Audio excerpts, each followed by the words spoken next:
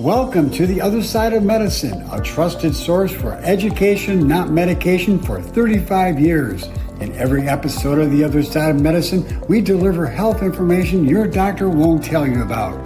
My guests are the nation's leading health experts in science-based natural medicine, physicians, authors, researchers, and clinicians. We believe natural medicine should be first, drugs and surgery last, and so we promise to deliver you the next generation of health information built on three principles: common sense, science, and cooperation with nature. Well, good evening, everyone. I'm Dr. Krystosik, and you are listening to The Other Side of Medicine, the side of medicine that your doctor won't tell you about. But here on this podcast, we share with you information that will literally transform your health and your life and help you to become independently healthy. And so we have a guest with us tonight who's an expert in spirulina, and you'll learn all about it if you don't know about what spirulina is, but it's a superfood, and it's been lauded as one of the most potent superfoods on the planet. And I'm going to let Lance Leonard introduce himself and tell you about his background. So Lance, welcome to The Other Side of Medicine. Thank you, Dr. Krystosik. I'm super excited to be here. And also just to let people know that there's something out there as fantastic as spirulina that is from Mother Nature. So tell us a little bit about actually what spirulina is, first of all, for our listening audience who maybe have not heard about it before. Well, in order to do that, I'm just going to tell you a little story about my involvement with it. It dates back quite a ways because my mentor, Dr. Christopher Hills, started researching this whole area of microalgae back in the 50s. And he was doing that with a Japanese microbiologist. And their goal at the time was to look for foods they could feed starving people with. And they spent quite a bit of time researching chlorella, about 10 years. And in the early 60s, when they came across a scientific paper about spirulina, they realized, chlorella is great, but spirulina, it's in a class by itself. So they shifted their whole, in fact, they even changed the name of their organization. It was called the Chlorella International Union. It was a group of scientists worldwide. They were all interested in this topic. They shifted it to Microalgae International because they realized that chlorella wasn't the only thing they were going to be researching. So they gradually and sometimes more quickly shifted that focus to pretty much be spirulina 100%. And the more they researched... Speaking of which, you had mentioned that it's a microalgae. Recently, it's been actually classified as a bacterium. Could you talk a little bit about that and how that's changed? Yes, that's a great point. Originally, they called it blue-green algae and microalgae. And what they realized was that it didn't quite fit into the category. And so there was a time many decades ago that, and our involvement dates back to about 1980, but our mentor back to the 50s. But there was a time many decades ago when they changed the classification. They called it a nuclear plant. And nuclear plant was supposed to be a special category of plants that were somehow in between a plant and an animal. So we used to joke about it back then, and we'd tell people, look, it's the only safe nuclear plant you can have in your house. And of course, everybody got a good laugh out of that. But then it changed again, and they said, no, this is a cyanobacteria. So it's a special category of bacteria. But for us who have been studying it, working with people, working with doctors, scientists, for all these decades, we've gotten to the point where we don't care what they call it anymore. We just know it's amazing. And I'm sure we'll talk more about why that is so. So that's what it is. I'd like to have you talk some more about Dr. Christopher Hills, because he was the one that spearheaded this company, correct? He didn't spearhead our company, but his company is how we got started, my wife and I, back about 1980. So, 45 years plus ago. And, we got involved because at the time, spirulina, nobody had heard of it really. And right about then, there was an article that came out in a tabloid called Safe Diet Pill. And it was all about how you could lose weight with spirulina. And of course, it went crazy and people suddenly realized this is good stuff.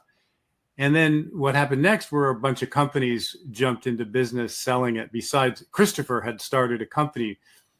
Just to back up a little, he'd spent 10 years working with different world governments, trying to get them to see, yes, this really is good stuff. You could feed people with it. And their goal, the scientists, their idea was, why do we have all these people in the world starving when we've got this spirulina naturally growing?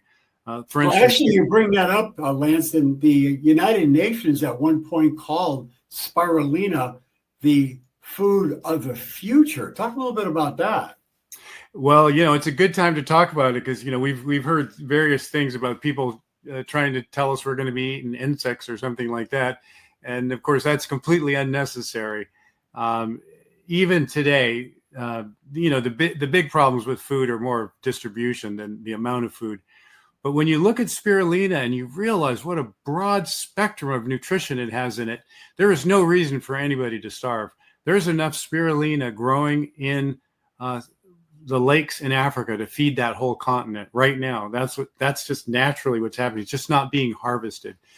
But what we do today is we grow it in man-made ponds. But the UN called it the food of the future because they realized this is the most concentrated food they'd ever seen. There is no other food that has as broad of a spectrum of nutrition as spirulina. Oh, sure, you can find certain ingredients that this food has more of this food has more of that, but no other food has so many different things in it that we know of anyway, as spirulina. And so as such, it covers a lot of bases because a lot of times, as you know very well, I'm sure, if you're missing one little mineral or one vitamin, you're deficient in something, it causes a whole cascade of problems that end up over time creating bigger problems. So when you've got enough of these things in the body, then you're going to avoid a lot of problems. And spirulina can help people do that, especially when you're on the go and you don't have time to figure out every little thing you're eating. It becomes so complicated. And this is so simple. You just add this green powder to your diet. And, it's not a magic bullet, but it can almost seem that way because it does so many things in the body. Well, Lance, I want to just interrupt for a second, but, here on the other side of medicine, we tell people that food is the best medicine.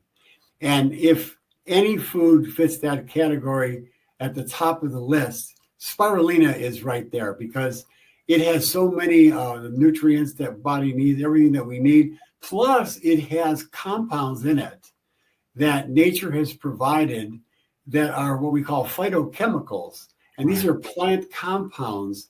And I want you to talk about the phycocyanin and the content of it in your particular product compared to the other products on the market. And so if you kind of delve into that a little bit, I think it's really important because we're getting into an area that spirulina has these special compounds that are in such high concentration, like the phycocyanin, that are very, very helpful, very beneficial. They act as antioxidants. They help to detoxify the body and on and on and on. That's right.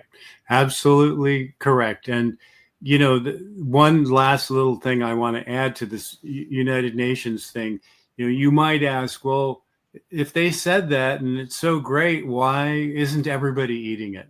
And, what I'd say about that is it takes time for people to change their diet, especially diet, because people have a lot of emotional connection to what they're eating.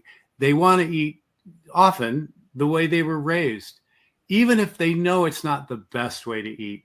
So sometimes, and I think what we're realizing today that simple is better. Nature knows what it's doing. The less processed the food is, the better. And so spirulina fits into all that. And just to cap that little part of the conversation, I'll say that right now, the predictions are for spirulina worldwide. The amount of it consumed is predicted to, depending on who you talk to, somewhere between 2 to 5 times as much in the next 5 to 10 years.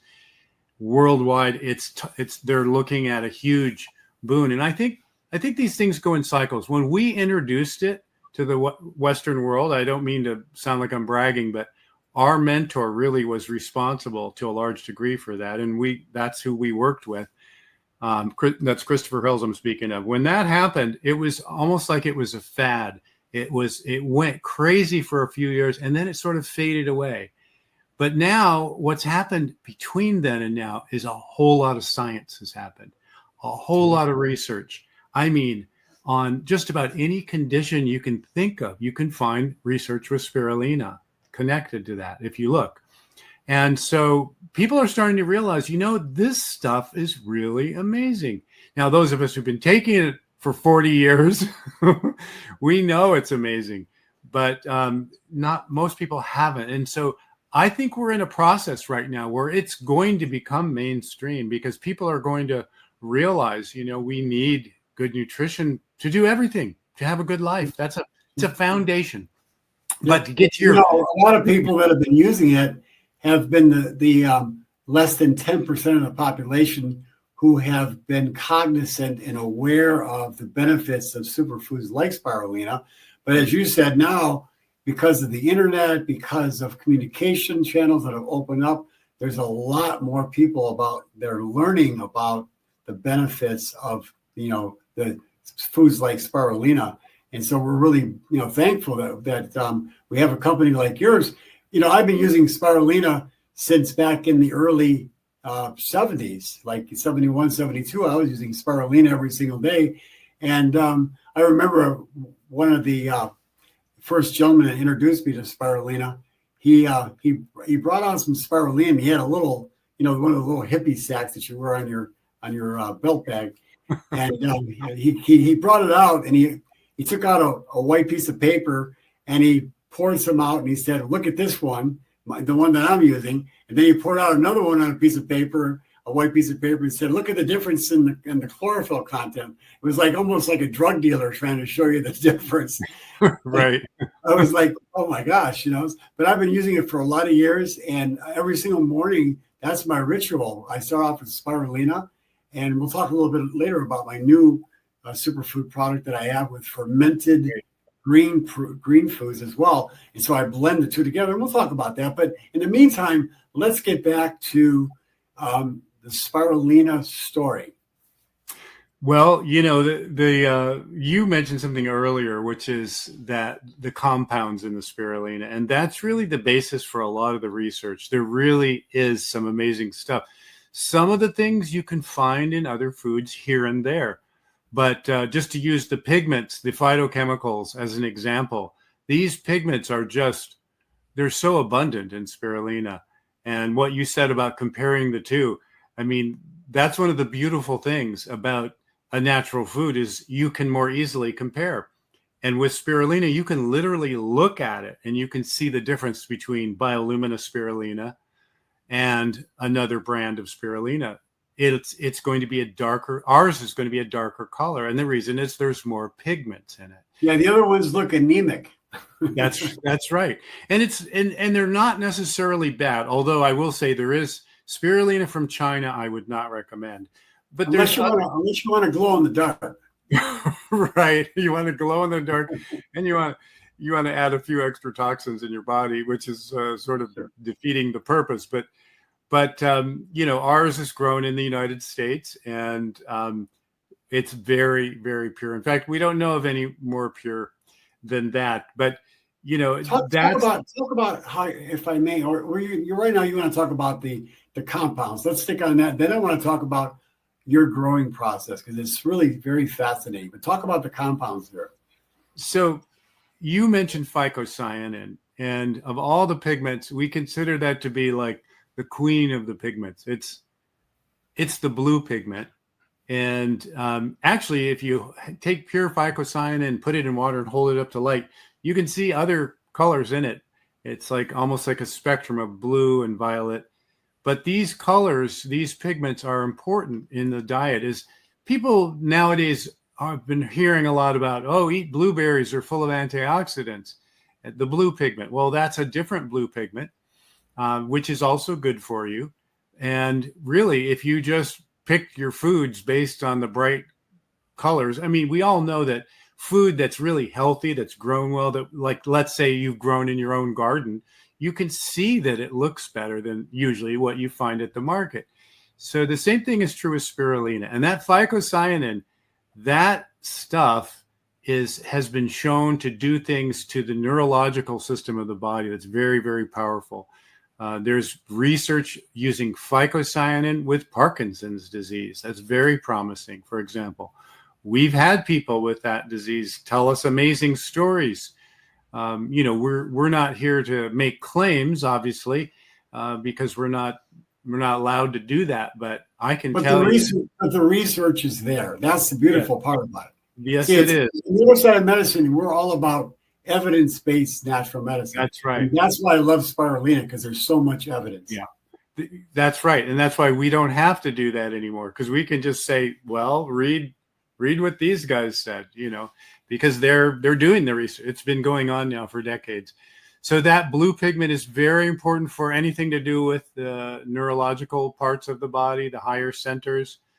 There's the green pigment, chlorophyll. We've all heard about chlorophyll. It's so good for the blood. It's so good for detoxing the body. There's a red pigment in spirulina that's good for many things in the body. There's beta carotene. There's more than one kind of carotenoid in spirulina. These are good for the eyes. They're good for all sorts of things. Also, the immune system, which is another one that the pigments in general tend to support. And the phycocyanin is especially good for the immune system. Yeah. Speaking of, I don't want to belittle the fact that the phycocyanin, as you said, is the queen of the pigments in this spirulina. It has anti-inflammatory properties that are very significant. And, inflammation is so rampant today in so many people's bodies. And that's really a trigger for so many different kinds of diseases. And as it travels throughout the entire body, whether you're talking about arthritis or dementia, or you're talking about inflammatory bowel diseases, or on and on and on. And the phycocyanin is a very powerful anti-inflammatory agent, but it also helps to detoxify the body and get rid of poisons, and works with the liver and the kidneys as well to get rid of these toxins. And it cooperates with the body. That's the beautiful part about it. It really works with the body's own healing mechanisms. That's right. And because, as you know, the body wants to get the toxins out. It doesn't want to keep them. That's its natural job, part of its job. But the body also wasn't set up to have the deluge of toxins that we are being exposed to today. So having these extra high quality nutrients is very, very helpful, especially when you look at the lack of nutrients, or I should say the decreased levels of nutrients in a lot of the food that we eat, especially if you're eating a lot of prepackaged and processed food. And of course, today... point here, Lance, a lot of people think, well, I'll go ahead and I'll eat the average diet everybody else eats, and I'll go and get a multiple vitamin, and that'll cover all my bases. And that's almost a joke anymore, because these multiple vitamins, they're really very, very poor quality. And people, they spend the money like galore on their homes and their cars and their clothes. But when it comes to their body, they skimp, and they look for multiple vitamins that are cheap. And, I'm not averse to, mentioning a brand like Centrum. That's just, it's like a night and day difference between what spirulina provides compared to something like that in a multiple vitamin. And, my grandmother was very wise. She was not educated. She says you can skimp on the clothes that you wear. You can skimp on the house that you live in or the car that you drive, but never skimp on what you put in your mouth. And I thought that was so wise. Well, that's amazing. That's amazing wisdom from your grandmother, because, when going back in time, not everybody realized that. I think people just didn't think about that. And of course, some of it was taken for granted because there was better food at one time, before the soils were depleted, before the microbiome of the soil was so compromised like it is today. That's wonderful. Your grandmother must have been an amazing person. She really How was. lucky you Speaking are. about the microbiome and the gut bacteria, is there evidence for spirulina's ability to help to feed the microorganism besides the fiber that's in it, other compounds? Yes, there is. Spirulina is an excellent prebiotic. And the difference, of course, between prebiotic and probiotic, I don't have to explain to you. You probably know it better than I do. But just for the listeners, the prebiotic, like you said, is what feeds the beneficial microorganisms in the gut. And the probiotic is what helps keep the balance going there. The prebiotic supports it to stay in balance. And of course, there's other things too. Getting rid of negative bacteria is important too. And in fact, your product I don't even know the details of it yet, but just the fact that it's using fermented ingredients is fantastic, because we know that that's going to support gut health. That's one of the best things. I just, before we got on this call, I had some kimchi and some organic kimchi, and oh my gosh, it was so delicious. And I always feel better when I eat something fermented like that. There's just no comparison. The key is variety. You want to have a whole plethora of different types of foods, and again, to get that diversity, because each type of microorganism that's beneficial in the gut has a preference towards different colors and different compounds that are in the plants.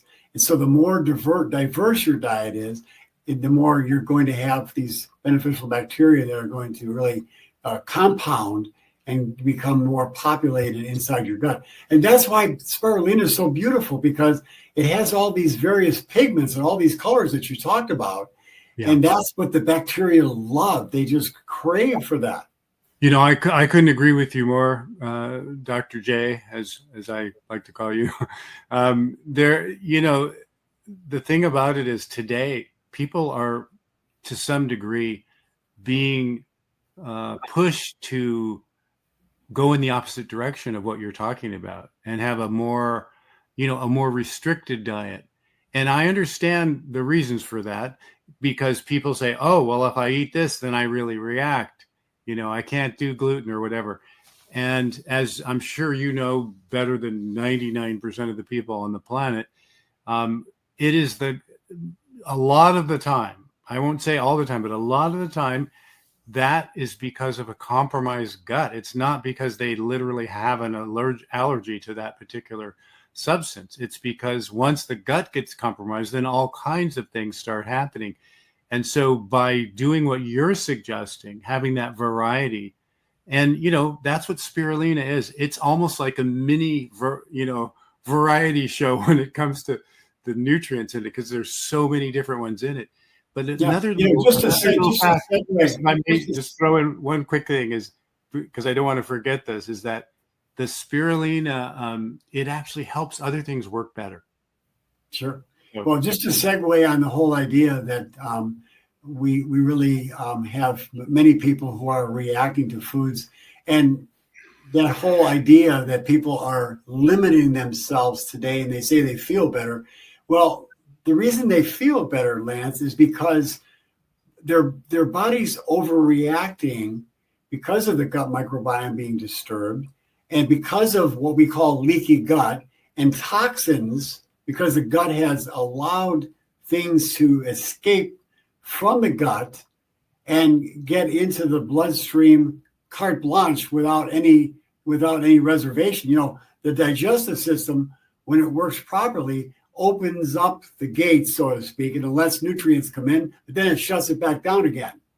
Right. Okay, after digestion occurs. Well, with the leaky gut, you're allowing that gate to be open all the time, and these toxic elements that are inside the gut, from the bacteria, from the food, from the environment, they escape into the bloodstream, and they cause people to overreact and have a lot of autoimmune diseases, inflammatory conditions.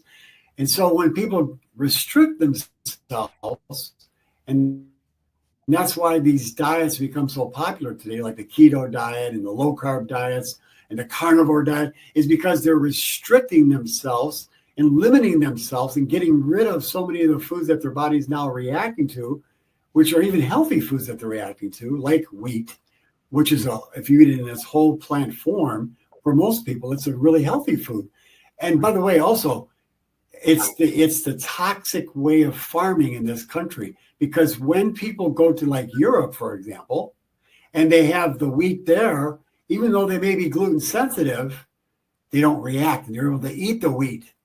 So it really is there's a bunch of variables that really interplay in this.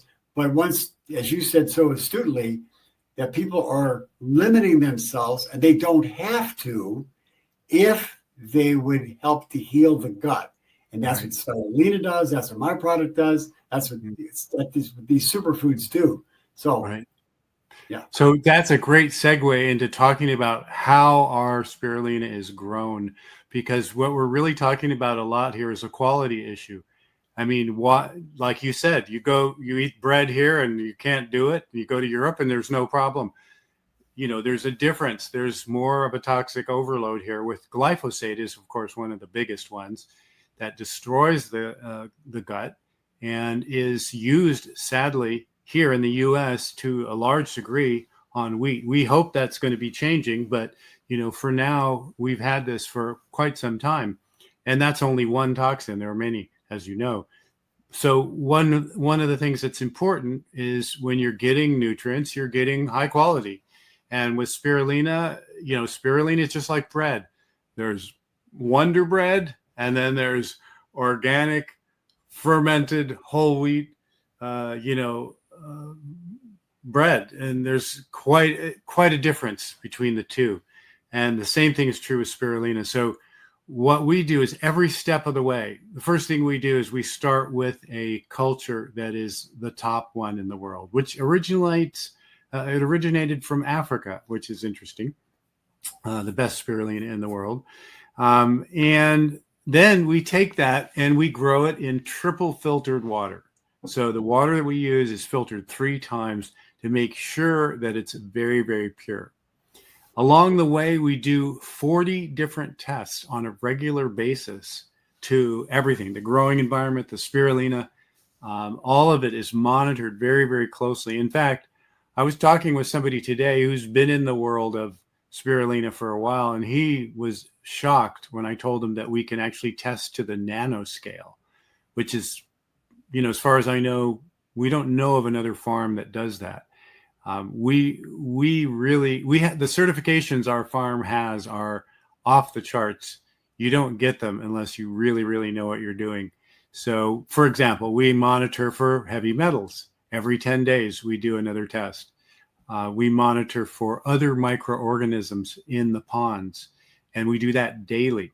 So, and even though spirulina, when the pond is set up properly, it's difficult for anything else to grow in the pond. So that's not truly a big issue. But one of the reasons we do it, maybe you'll laugh, but one of the reasons we do it is because so many people are worried about that. So we just want to reassure them, look, we test it every day. We know that it's pure. So there are many, many tests like that are going on. We test for the phycocyanin levels. Every single batch of spirulina that we put out has been tested for that. So we know it's always over 20% phycocyanin content, which is off the charts high.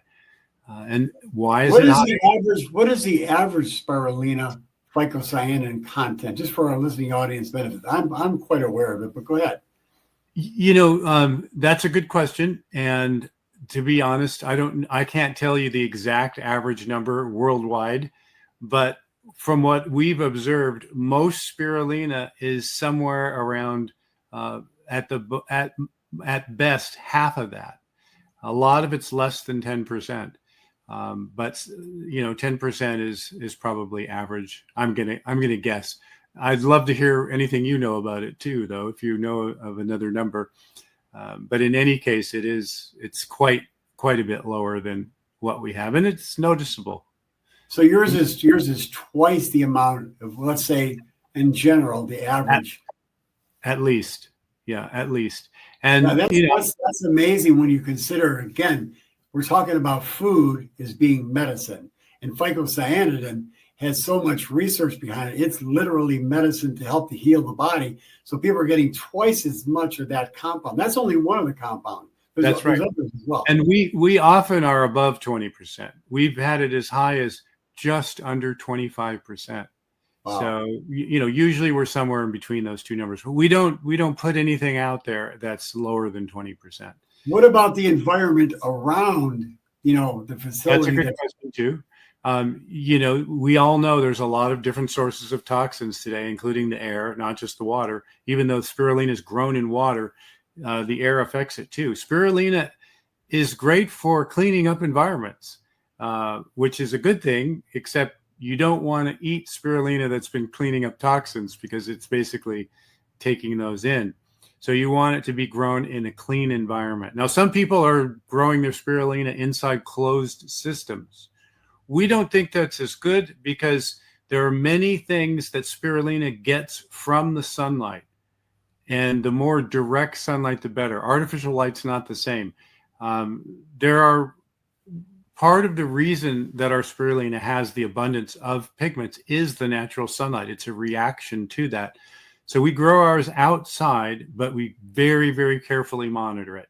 But the location where we grow it is a place where there really is no industry at all. There's nothing going on. It's out in the middle of nowhere. It's in a place where really you can't do much out there because it gets so hot. It's out in the desert east of San Diego, where the temperatures in the summertime range from about 110 to 130.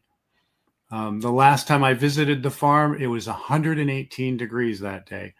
And that was typical day out there. Now, the good news about that, besides the fact that there's not much else around to pollute it, the good news is also that the spirulina loves those hot temperatures. And in fact, that's one of the secrets of how we get so much high phycocyanin is the high amount of sunlight and the high temperatures. Wonderful. So, speaking of the high temperatures, there's a lot of people out there who are saying, well, our particular product, whether it's spirulina or chlorella, we keep our product so that when it's processed, the temperature is not going to get over 110 degrees because we know the enzymes start to get destroyed anywhere between 110 and 115 degrees. And so talk a little bit about that with spirulina and keeping the enzymes intact, even at the high temperatures that it's grown in. That's a really good point. There are people out there talking about that. There's a few things that people talk about that are not actually accurate about spirulina, but let's talk about that one first. So the thing about spirulina is, over the decades that we've been studying it, we're continually amazed at how it defies categorization. It defies the rules that are normal for other organisms. So, for example, it thrives in extremely hot temperatures. In its natural environment, if there's a drought, the spirulina will actually dry out on the rocks and it stays alive when it's dried. So in other words, when the conditions are returned for it to come to life, it'll come back to life. It can stay in that dormant state. Well, scientists have found spirulina that is literally hundreds of years old, dormant, and that will come back to life. So we've learned what exactly it can do in terms of what it can take in terms of staying alive. It's important to us that we're selling a live product. There are some companies out there saying, oh, ours is better because it's wet when we sell it to you. And actually, nothing could be further from the truth. One of the reasons we dry ours very quickly. It's a flash dryer. The temperature gets actually quite high, but only for a fraction of a second.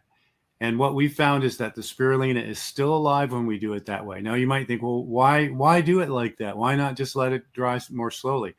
The reason is, if you dry it slowly at lower temperatures, as soon as you take it out of the ponds and start the process, which there's a few steps, you have to rinse it first and then you dry it. As soon as you start doing that, the phycocyanin levels, among other things, but we're most concerned about the phycocyanin levels because we know how important that is. They start dropping immediately. I mean, we're talking like minutes make a difference in the levels of phycocyanin in the pond versus out of the pond. So the faster you dry it, the more of that phycocyanin you're preserving. Now, to your question about enzymes, when the spirulina is still alive, the enzymes don't get destroyed. And you might think, well, how is that? How can that be? Well, again, it's one of those things. Spirulina does not fit into the categories of other organisms, where normally with other foods, that would be an extremely valid concern. In fact, we worked with one company that uses infrared light to dry food instead of freeze drying. And the reason they do it is because it's quicker, less energy intensive, and more nutrients are preserved that way. So all of these things become important in how they're done. And especially if you want a premium product. And what we're delivering is beyond anything else that's out there. And we've been doing it for a long, long time, many decades. So that's, I don't know if that answers that question, but no, it does really well. I want to shift to talking about how athletes love to use spirulina because it helps them to increase their performance and in their ability to do intense workouts more, because spirulina helps to get rid of the byproducts of lactic acid. A lot of people think lactic acid is bad and lactate is not good, but we need that when we're doing anaerobic exercise, if we're doing intense exercising, and we need that. That's why athletes love spirulina, because they have the ability to get rid of the byproducts, which are acidic, and hydrogen ions are produced as a byproduct of the lactic acid. And people get, this burn when they, do athletic performance for high intensity, and taking spirulina helps to minimize that. I go out and I play full court basketball, and I don't have the problems that young people have at 76 years old. I'm playing with 20-year-olds full court basketball, and they're complaining that their muscles ache and their muscles are burning, and I don't have that problem at 76 because I've been using spirulina for so long. And so it helps to clear out the lactic acid and the hydrogen ions so that you don't get that burn, and you can get the energy, but you don't get the burn. Yeah, it's fantastic. It's amazing the number of different benefits that come from eating spirulina. It's not just human athletes. We have people who use it with their very high-end race horses and swear that it helps their horses to perform better and recover from injuries if they have them, and hopefully not get them as often. We have people with dogs and cats, in fact, ourselves included, who've used the spirulina for years with them. Of course, before humans started eating it in a big way, or at least in Western culture, let's say, they used it a lot in Japan to feed fish because it makes the fish turn beautiful colors. The pink flamingos in Africa, that's where their color comes from, is the pigments in spirulina. So there are many, there really aren't that many things that cannot benefit from it. Even plants benefit from it. I always tell people, look, if you made your smoothie and you've got some residue in your blender, don't just rinse it out and put it down the drain. Give it to your houseplants because it's actually quite good for them too, and in your garden too. So the list goes on, but absolutely performance, athletic performance, energy as well. Yeah, absolutely. Energy. One of the reasons is glycogen. Glycogen is something that's normally not gotten from plants. And you could say, well, this isn't a plant. Well, you might be right. It's sort of in between. But the truth is it provides that glycogen to the body, which normally isn't there unless you eat it in an animal protein and then of course, your body has to do a lot of work to get it. The rhamnose, which is it's a carbohydrate that's what's called biologically active, and it actually helps to deliver other nutrients more easily and quickly into the body. And that's also a component of spirulina. It's a very, very rare carbohydrate. Sure. All of these. Talk about the SOD, the superoxide dismutase in spirulina as well.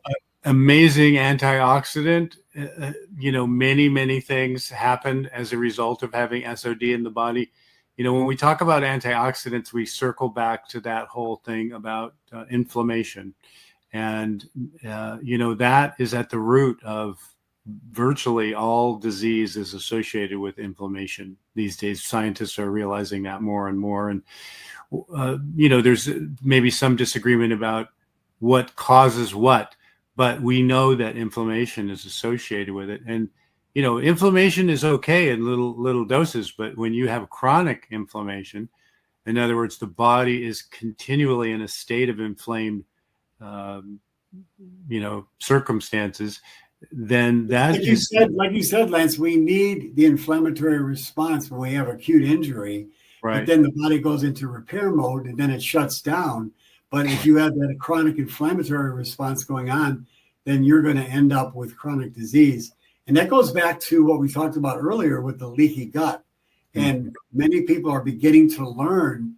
There's so much research. There's volumes and volumes of research about how the gut is the grand central station of the body, not only where toxins can get absorbed into the bloodstream from the leaky gut, but where nutrients are absorbed and distributed throughout the entire body. And you want to have the nutrients absorbed, but you want to shut down the toxins from getting in the body, because the toxins what causes inflammation.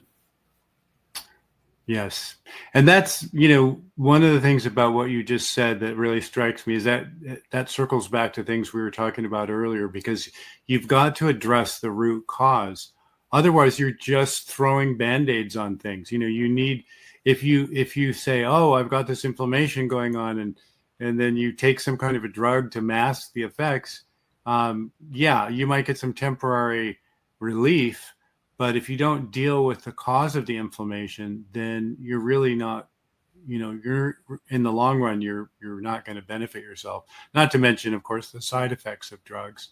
Yeah, so, the anti-inflammatory drugs also damage the lining of the gut, which actually causes more inflammation and it makes the leaky gut even worse. Oh, so, right. We're getting close to the end, and I really wanted to talk about how I personally use the Spirulina from Biolumina from your company. And I've been just so thankful to come across your company. I was introduced to it many, many years ago from Marcia Miner and Tom Katalski, dear friends of mine. And they really enlightened me about Christopher Hill and how his products and your segue into, the benefits of the Spirulina, it goes on. And so I've been using it for years and years and years. And I have more energy at 76 than China has rice, Lance. And I really, my mental cognition is as sharp as a whip. And, I sleep like a baby. And it's really a tribute to Spirulina and the foods that I eat on a regular basis. And that's why I created my food supplement. And it's a food again, because food is the best medicine. And here it is. It's called the microbiome food.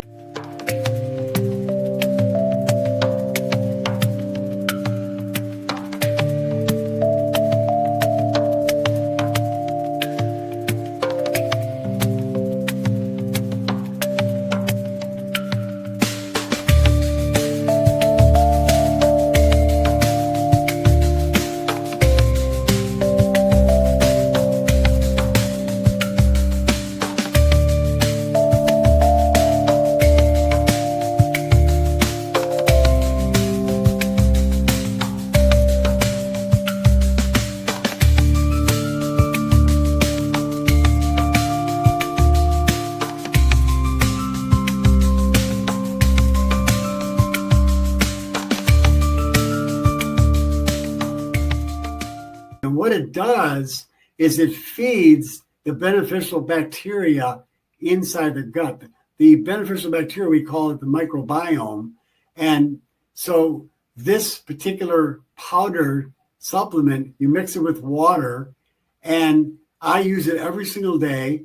And I actually take this 1 scoop of my powder, and I take a heaping tablespoon of the spirulina from Biolumina, and I mix the two together. And then I have a delicious recipe that you can mix it with fresh squeezed lemon or chocolate, cocoa powder and cinnamon, and it absolutely tastes delicious.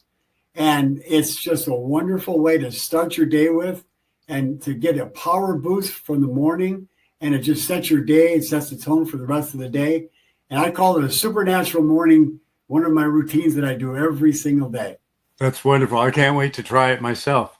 It's amazing how many people have told us that adding our Biolumina Spirulina to another product or food actually makes everything work even better. And that's one of the things we've noticed is the synergy, you might call it, between the ingredients.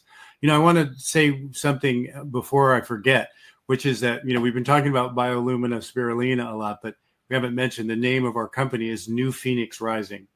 And when people go there, and I'm sure you'll give them a link somewhere in this video so they can go there, that's where they can go get it. And I also want to say that we'll put a link for how they can get the New Phoenix Rising Spirulina in the comments of the podcast. And I want to let people know that I'm not only the CEO of the company, but the co-founder.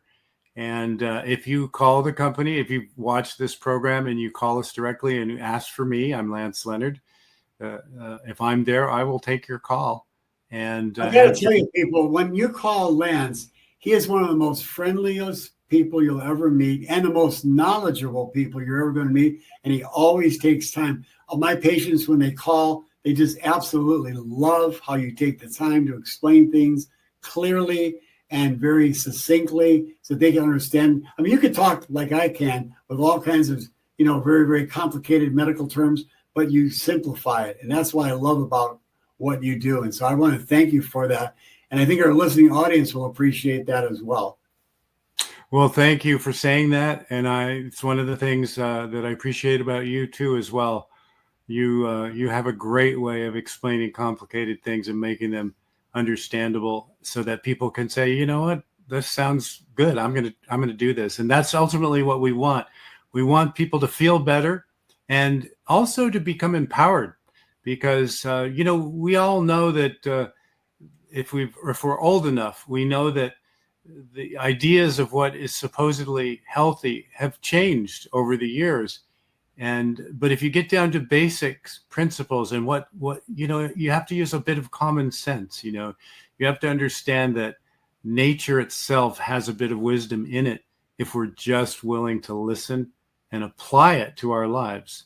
Lance, that really segues into what I base everything that I do on. There's 3 major principles. Okay, number 1, common sense. You said it so well. That's so important. We've lost common sense today.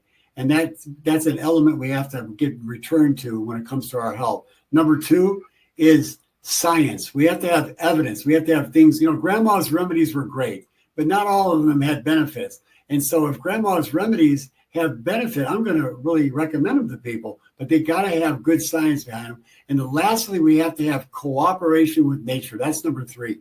Cooperating with nature, when we do, we're going to get great dividends and good health. And that's what Spirulina does.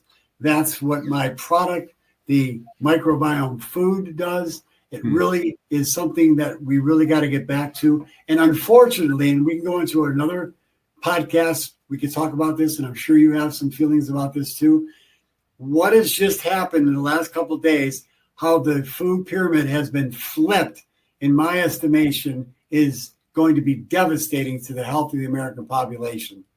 Because putting, steak and all the animal protein up on the top and flipping it, there wasn't a top before. Now it's the foods that they're saying you should have as the primary thing to be eating. And, there's short-term, again, benefits from doing these things, but the research is overwhelming the long-term hazards of eating a lot of animal protein and not getting loads of plant-based proteins and plant-based foods is going to be devastating to the body. It's what we've done to damage the foods. You know, people have been eating carbohydrates, whether it's whole grains or beans or legumes, for thousands and thousands of years. And it's what we've done to those carbohydrates by refining them and adding bad oils and sugars and all the chemicals that have really disrupted the food chain and caused so much disease. So I want to warn people, don't be duped by this new food pyramid. It's not going to last long. It's going to get changed, and when a new administration comes in, it'll get changed. Well, you know, it's one of those funny things, isn't it? It's like we go from one extreme to another extreme, and really, in a way, it can also be used to cover up the real truth, which is what you just said, which is it's what we've done to these things that's the worst of it. You know, it's just like that old story about there's Wonder Bread and there's whole wheat fermented organic bread. You know, it's not bread itself isn't the thing. It's what we've done to it. Sure. And that can be applied to almost any of those foods. And then moderation too, like, which falls into that category of common sense. You know, health isn't just what we eat. We know that. We need to exercise. We need to sleep well. We need to drink good water. We need to stay in balance. We need to be happy. You have a happy mindset. The mindset is so key to everything, you know? Yes. I'll tell you my mantra. I think you'll like it. It's everything is working in my favor. And when I say that to myself every day, it's like an affirmation of, you know, this is a friendly universe. When I get in tune with it, I'll be in this kind of a flow, you might say, by just knowing that things are made to work in a certain way in nature. And we just have to listen to that. And there's always going to be crazy ideas generated by humans. That's the nature of humans, I think. Yeah, so, but I want to really close with the fact that if you study the world's populations, cultures around the world that are the healthiest population that have less than 1% of disease, these are called the blue zones. There's so much research on it. And these people eat primarily plant-based diet. They eat some animal protein, but it's a small quantity, but it's mostly plant-based diet. It's not only diet, they have the right mindset. They have communities of people that work together and live together and cooperate and support each other. Community is so important. They drink good water. They get daily activity. They're always moving their bodies. They get good rest. And, you know, these are all elements of living a healthy, independently healthy life. So, Lance, you've been a wonderful guest. I'm going to have you back again, I'm sure. So is there anything you'd like to say in closing? No, I guess the only thing I would add is I like to throw in a dose of humor whenever possible too, because it's laughter's the best medicine. That's right. So thank you so much for having me on again. All right, my friend. We'll talk to you soon. Okay. And again, once again, anybody wants to get in touch with Lance, all you have to do is look in the description of the podcast, and you can get in touch with him. And again, he'll be happy to talk to you. And he's just really very, very knowledgeable. So thanks again, Lance, and take care.